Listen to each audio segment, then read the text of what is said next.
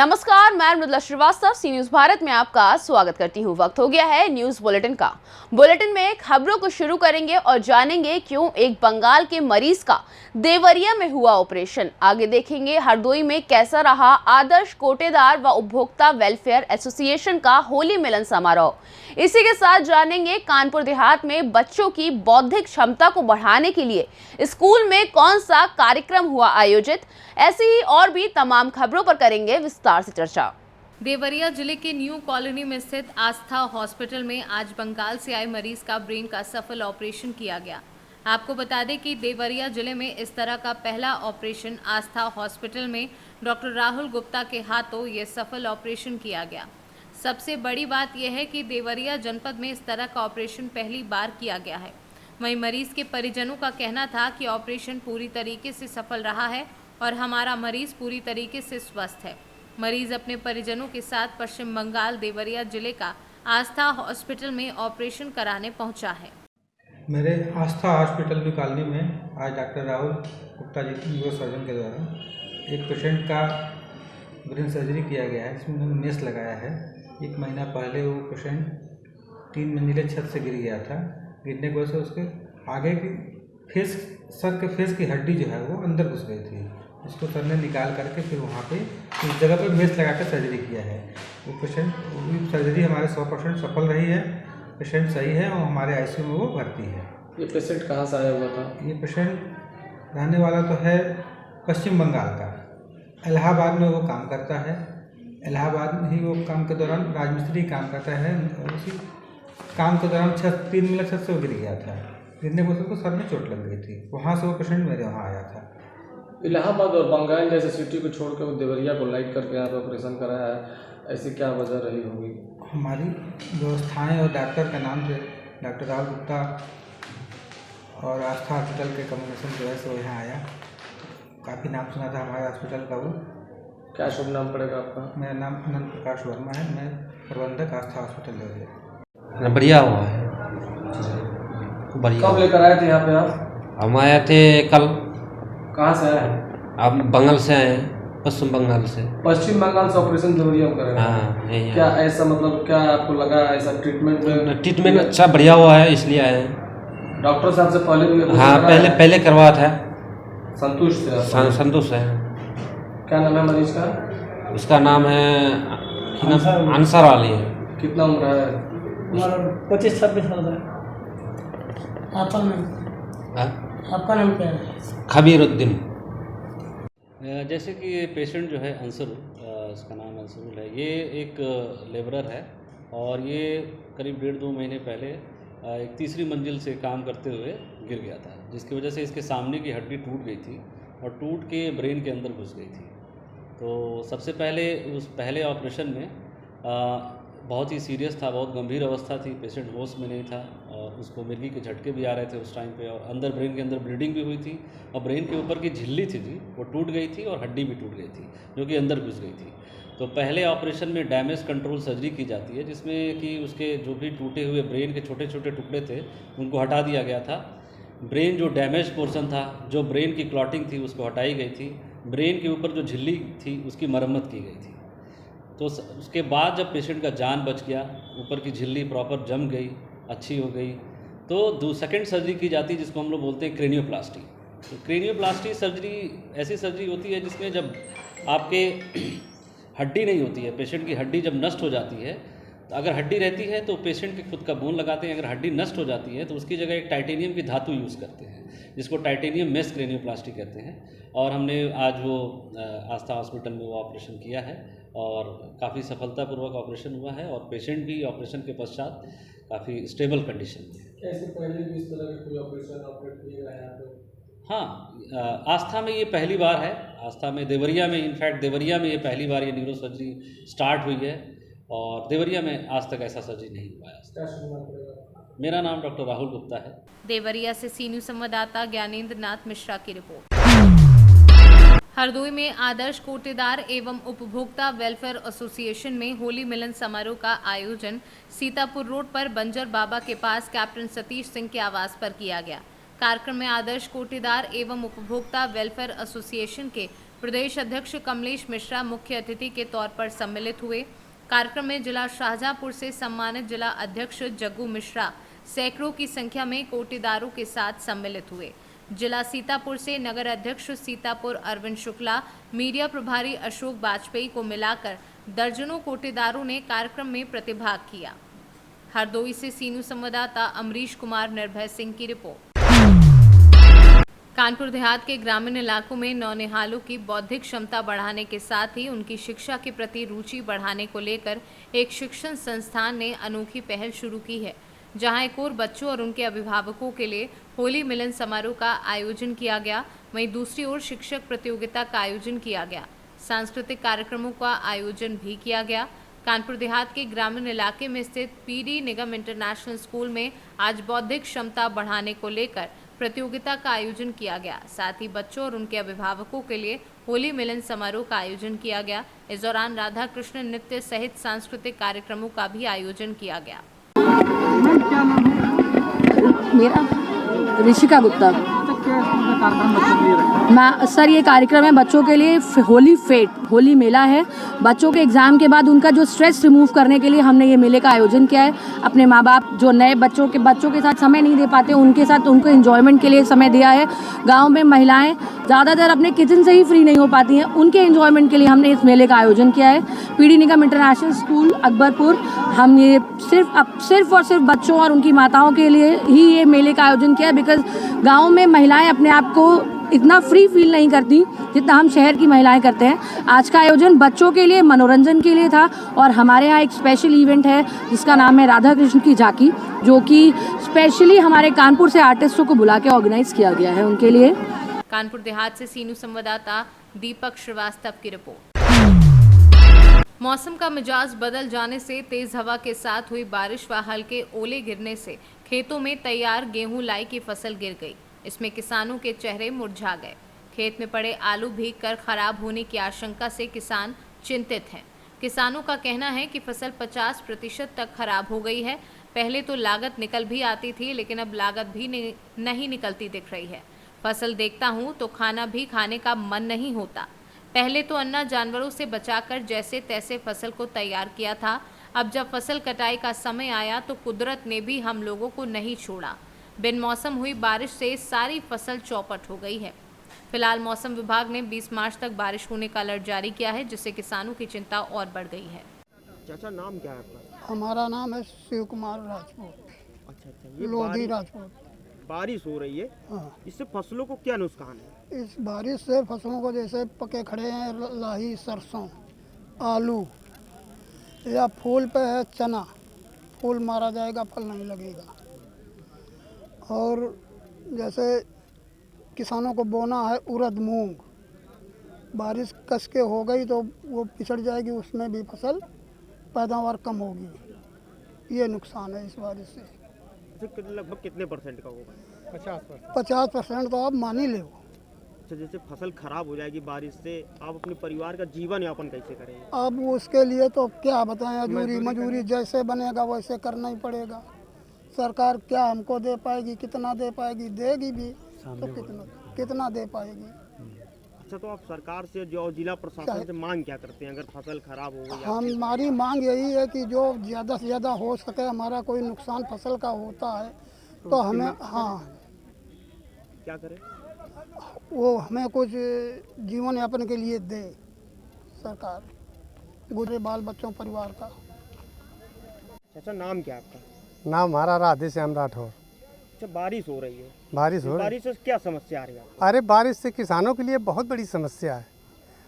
पकी लाई, पका सरसों, पका ओखा का नाम वो पकी धनिया, आलू, गेहूं पक गया है, बहुत गेहूं गिर गया है। ये तूफान चला, बारिश हुई, इससे गेहूं गिर गया है। 50% का नुकसान हो गया किसान का। अच्छा, अपने परिवार का जीवन यापन कैसे करें? अपने परिवार का जीवन यापन क्या, हम किसान आदमी हैं। अब जब हमारे पास कुछ पैदा नहीं होगा तो हमको मजदूरी करनी पड़ेगी। बच्चों का पेट पालन कैसे होगा? ऐसे करेंगे बच्चों का पेट पालन। सरकार और जिला प्रशासन से क्या मांग करते हैं? सरकार और जिला प्रशासन से मांग यही करते हैं कि अब हमारे पास जब कोई गल्ला नहीं है और कोई व्यवसाय नहीं है तो हमारा कैसे पेट पालन होगा? तो हम कहते हैं कि हमारे पेट पालन के लिए कुछ हमारी मदद करो। कानपुर देहात से सीनू संवाददाता दीपक श्रीवास्तव की रिपोर्ट। खबर मध्य प्रदेश के रीवा जिले के रायपुर कुर्जलियान जनपद क्षेत्र से है, जहां पर पूरा रायपुर कुर्जलियान क्षेत्र लंबे समय से पानी की समस्या से जूझ रहा था, जो कि ये सघन आबादी वाला कस्बा है। यहां पर 5000 से ज़्यादा आबादी है। रायपुर कुर्जलियान में पिछले कई वर्षों से पानी की विकराल समस्या बनी हुई है, जिसे लेकर ग्रामीण जनों ने कई बार प्रयास किया। कई नेताओं के पास गए, लेकिन उनके हाथ निराशा ही लगी। ये बात जब गुड़ विधायक नागेंद्र सिंह और जिला पंचायत उपाध्यक्ष प्रताप सिंह को बताई, तो उन्होंने इस मामले को संज्ञान में लेते हुए अपनी खुद की मशीनरी भेजकर बरहदी गांव में नहर से महाना नदी तक खुदाई करवाकर नहर का पानी नदी में छुड़वाया। लोगों ने बताया कि कल तक महाना नदी रायपुर कुर्जलियान में पर्याप्त पानी पहुंच जाएगा। इस कार्य के लिए ग्रामीण जनों ने विधायक नागेंद्र सिंह और प्रणव प्रताप सिंह की प्रशंसा की है। रीवा से सीनू संवाददाता अर्जुन तिवारी की रिपोर्ट। चंदवा प्रखंड के कई इलाकों में आजकल जंगली हाथियों द्वारा उत्पात मचाया जा रहा है। हाथियों के आतंक से ग्रामीण पूरी रात अपने गांव की पहरेदारी कर रहे हैं। वहीं बीते रात सोमवार को मालहन पंचायत अंतर्गत मरमर गांव में दर्जनों गजराजों का झुंड किसान धनेश्वर मुंडा, भोला मुंडा व अन्य लोगों की फसल को खा गया एवं फसल को नुकसान किया। वहीं मरमर भोला मुंडा के घर को ध्वस्त किया। बता दें कि पिछले कुछ दिन पहले गजराजों ने इसी तरह चकला पंचायत तूरीसूत में घटना को अंजाम दिया था और अब मालहन पंचायत में लगातार प्रवेश कर रहे हैं। और अगर समय रहते वन विभाग पदाधिकारी कोई उचित कदम नहीं उठाते, तो आने वाले दिन में गजराजों का प्रकोप देखा जा सकता है। चंदवा से सीनू संवाददाता मोहम्मद अशरफ के साथ मोहम्मद शाहिद की रिपोर्ट। चौपारण प्रखंड के सिंगरावा पंचायत के जीटी रोड टिटही के भू रहितों ने शुक्रवार को जिला उपायुक्त को आवेदन देकर उचित मुआवजे की मांग की थी। साथ ही मांग की कि रहितों को एससी कोर्ट में जजमेंट मिलने के उपरांत एनएचआई द्वारा न्यायालय में अपील आने तक मकान व दुकान को यथावत रहने दिया जाए। आवेदन के आलोक में आयुक्त नैन्सी सहाय ने कहा कि मुझे 2 दिन का समय दें, मैं एनएचआई पीडी जिला भू अर्जुन पदाधिकारी के साथ बैठक कर उचित मुआवजा दिलवाने की बात करती हूं और कार्यवाही भी करते हैं। उन्होंने रैतों से जानकारी ली कि सिंगरावा, पिपरा एवं टिटही में कितनी दूरी है। रैतों ने बताया कि 3 गांव एक दूसरे से सटे हैं और मुआवजे में काफी अंतर है। चौपारण से सीनू संवाददाता मुकेश सिंह की रिपोर्ट। लिट्टीपाड़ा प्रखंड अंतर्गत पंचायत सूरजबेड़ा, जामजोड़ी, कारमाटान, कुंजबोना के 4 शक्ति केंद्रों पर भाजपा द्वारा राष्ट्रपति का अभिभाषण संगोष्ठी किया गया। इससे पूर्व सभी कार्यकर्ता का ग्रामीणों द्वारा आदिवासी रीति रिवाज के साथ स्वागत किया गया। साथ ही साथ बूथ सशक्तिकरण को लेकर बूथ प्रभारियों को बूथ कमेटी को गठित कर पन्ना प्रमुख गठन के लिए बैठक की गई और जनता के बीच जन समस्याओं से भी रूबरू हुए। कार्यक्रम के मौके पर भाजपा के वरिष्ठ नेता सत्य शिक्षानंद मुर्मू, दानियल किस्कू, मंडल अध्यक्ष शिव प्रसाद पहाड़िया, महिला मोर्चा प्रभारी अनीता मुर्मू व अन्य लोग काफी संख्या में मौजूद थे। झारखंड से सीनू संवाददाता प्रशांत की रिपोर्ट। लखीमपुर खीरी में डॉन बॉस्को पुलिया के पास ट्रैफिक पुलिस का वसूली करते वीडियो वायरल हुआ। शहर में लगातार ट्रैफिक पुलिस गरीबों व देहात क्षेत्र से आने वाले बाइक सवारों का मोटे चालान के नाम पर अवैध वसूली करती है। ताज़ा मामला शहर के डॉन बॉस्को स्कूल के पास ट्रैफिक सिपाही व पीआरडी जवान ने एक बुजुर्ग बाइक सवार से चालान के नाम पर रुपए ठग लिए। लखीमपुर से सीनू संवाददाता अवनीश गुप्ता की रिपोर्ट। पाकुड़ में स्वास्थ्य सहिया पंपा मंडल की कार्य मुक्त करने से जिले भर के स्वास्थ्य सहियाओं ने लड्डू बाबू आम बागान में बैठक की। इस दौरान कार्य मुक्त किए गए पंपा मंडल को पुनः कार्य में लेने की मांग की गई। वहीं स्वास्थ्य सहिया दीदी ने कहा कि अगर उन्हें पुनः कार्य पर नहीं लिया गया तो हम लोग आंदोलन करेंगे। आज किस चीज को लेके आप लोग यहाँ पर बैठक कर रहे हैं, इकट्ठा हुए आप? हम लोग परमंडलीय बैठक किए हैं आज कि हमारी जो प्रदेश अध्यक्ष पंपा मंडल जी हैं उनको कार्य मुक्त किया गया है, इसीलिए हम लोग बैठक रखे हैं। पूरा जिला 6 प्रखंड से हैं और भी बाहर से भी हैं। इसलिए रखे हैं कि आखिर कसूर क्या है, किस कारण हटाया गया है, उनका कोड जो ब्लॉक किया गया है तो किस लिए किया गया है। हम लोग के लिए आंदोलन, हम लोग जो एक संगठन बनाए थे, इससे पहले हड़ताल पर गए थे। हम लोग अपना मांग को लेकर के हड़ताल पर गए थे। 2000 रुपया प्रोत्साहन राशि पर हम लोगों को खटाता है, इससे हमारा घर चलना मुश्किल हो गया है। इसीलिए हम लोग रखे थे। और इसका नींव इन्हीं के द्वारा खोदा गया था, इसीलिए जो आवाज़ उठाया उसी को हटाया गया। क्यों हटाया गया? यही से हम लोग चाहते हैं कि इनको कार्य में वापस लिया जाए, और नहीं तो इससे और भी हम लोग उग्र आंदोलन करेंगे, इससे आगे भी जाएंगे। और इनको हटाने का अधिकार किसको दिया गया है? ये हमारा VSNC को अधिकार है कि हमारा सैया काम नहीं करेगी तो VSNC को जवाब देना पड़ेगा कि क्यों नहीं काम किया। उसको चिट्ठी दिया जाता है, उसको समय दिया जाता है, अचानक क्यों हटा दिया गया?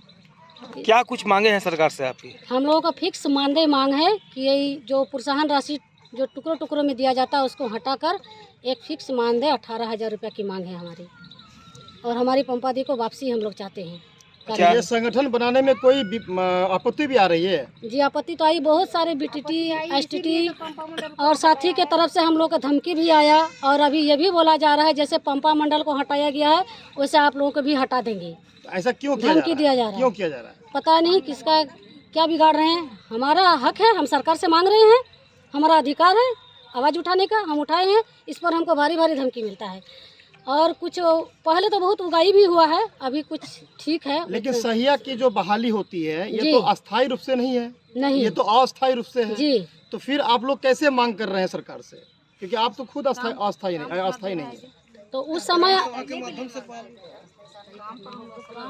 काम के अनुसार हम लोग मांग कर रहे हैं, अस्थायी नहीं है। समय अनुसार हर चीज़ का कीमत बढ़ा, मानदेय तो हम लोग को चाहिए ना। जब चावल दाल का दाम बढ़ सकता है, पेट्रोल का दाम बढ़ सकता है, तो हमारा कीमत नहीं बढ़ सकता है। हमको तरह तरह के काम दिया जा रहा है। अस्थायी जब हम थे तो हमको इतना भी तो काम नहीं बताया गया था कि इतना काम आपको करना है। अभी सारे काम जब हमको दिया जा रहा है तो हम अपना क्यों नहीं मांग रखेंगे? हमको दिन मजदूरी कितना मिलता है? आप 66 रुपया में हम काम करेंगे? 66 रुपया का अधिकार हमको मिलना चाहिए। इतने इसी लायक हम लोग हैं। हाँ, सिर्फ काम करने के लिए सैया बनाया गया है। हमारा पेट नहीं, हमारा संसार नहीं, परिवार नहीं, हमारा 16। आज ये बैठक 6 जिला का बैठक हो रहा है पाकुड़ जिला में। तो हम आज का जो गुस्सा है हमारा प्रति जे कोर्ट दे रहा है सोहिया का से कोर्ट का पाकुड़ जिला से सिविल सर्जन DPC एवं BTT STT हमारा ऊपर संगठन के मौजूद आगे बढ़ने के लिए पिच पर घटक गया से कोर्ट का सिविल रखने के कार्य करा है। देखो आज के कोर्ट जे सोहिया का कार्य मुक्त करा है, जो सोहिया 16 साल से काम करा है। तो आज हमारा प्रति जो गुस्सा आया है तो सरकार नहीं चाहते हैं तो काम करे है न। आम सभा में बहाली हुआ है मैं सोहिया आज जे सोहिया संगठन 16 बच्चों हो गया 16 काम कर रहे हैं लिए। तो आज जो मैंने जो कोर्ट के मैंने प्रोत्साहन राशि में जो काम करे है तो हमारा नहीं चाहिए। सरकार का आर पार के लड़ाई जो हमारा फिक्स मानदेय हो चाहिए। 2000 रुपया नहीं काम करती है, टुकड़ा नहीं चाहिए। हमारा जो चाहिए तो मैंने फिक्स मानदेय हो चाहिए, कम से कम 18,000 चाहिए। यही हमारा। क्या नाम है आपका? पंपा मंडल प्रदेश अध्यक्ष पंपा मंडल। हम लोग का पंपा दीदी के मंडल में जो हुआ है ना, मंडल के ऊपर जो हुआ है ना, उसके लिए हम लोग यहाँ बैठक किए हैं कि उसका जो कोड को शिथिल किया गया है उसको एक्टिव किया जाए, नहीं तो हम लोग पूरा झारखंड के सहित फिर से आंदोलन करेंगे। क्या कुछ मांगे हैं आपकी? हमारी मांगे हैं कि हमारे प्रोत्साहन राशि से हम लोग का फिक्स मानदेय चाहिए हम लोग को, और साल में 2 बार हम लोग का ड्रेस चाहिए और बीमा चाहिए। सरकार यदि आपकी मांगे नहीं मानती है तो आप लोग क्या करेंगे? 3 महीना बाद फिर से हम लोग, अभी जो बोला है 3 महीना वो पूरा होने के बाद समय दिया है, वो पूरा होने के बाद हम लोग फिर से आंदोलन स्टार्ट कर देंगे। पाकुड़ से सी न्यूज़ संवाददाता अभिषेक तिवारी की रिपोर्ट। फिलहाल के लिए इस न्यूज बुलेटिन में बस इतना ही। देश और दुनिया की तमाम खबरों को जानने के लिए देखते रहिए सी न्यूज़ भारत। हर खबर आपके साथ, आपके हाथ।